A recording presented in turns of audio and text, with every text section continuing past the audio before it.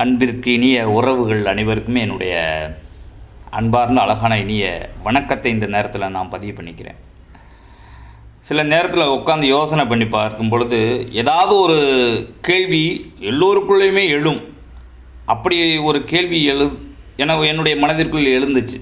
அதாவது புரிதல் என்ற ஒரு கேள்வி எனக்குள்ளே எழுந்துச்சு. புரிதல் என்ற வார்த்தை சாதாரண சொல்லே கிடையாது.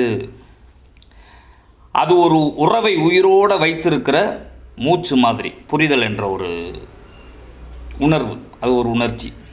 புரிதல் என்றால் வார்த்தைகள் மட்டும் கேட்பதில்லை. புரிதல் என்றால் வார்த்தைகளை மட்டும் கேட்பதில்லை, அதில் இருக்கும் உணர்வுகளை உணர்வது. நிறையா பேர் உணர மறுக்கிறாங்க, உணர மாட்டுறாங்க. எவ்வளவு இதெல்லாம் வேதனைக்குரிய விஷயமா இருக்குன்னு தெரியுமா இல்லையா? சின்ன சின்ன விஷயங்களில் இருந்தாலும் அதை புரிஞ்சு கொள்ளாமல் பிரிந்து போகிற உறவுகள் இந்த பூமியில் ஏராளமாக வாழ்ந்து கொண்டு தான் இருக்கிறாங்க. ஏன் ஒரு உறவை, அந்த உண்மையான அன்பை புரிந்து கொள்ள வேண்டும்.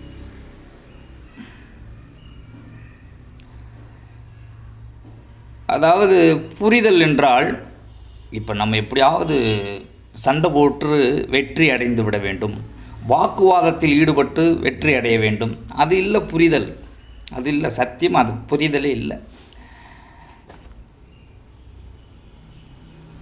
நம்ம ஒருவர் மீது அன்பு வச்சுருக்கிறோமா, புரிஞ்சுக்கிட்டோம்னா அப்படியே ஒரு படி பின்வாங்கி வந்துடணும்.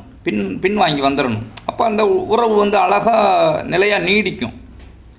அது யாருமே நிறையா பின்பற்றதே கிடையாது. எடுத்தோடனே வாக்குவாதம், கைகலப்பு, சண்டைகள்.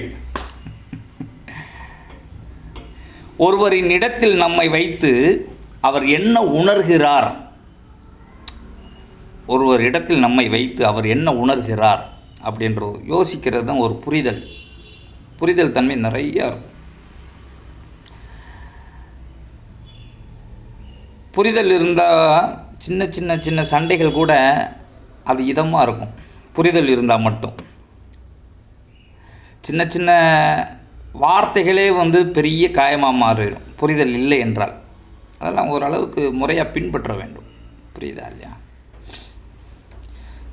ஒரு உறவை பேச போகிறோம் அப்படின்னா ஒரு நிமிஷம் யோசிக்கணும். யோசிக்கிறது இல்லை.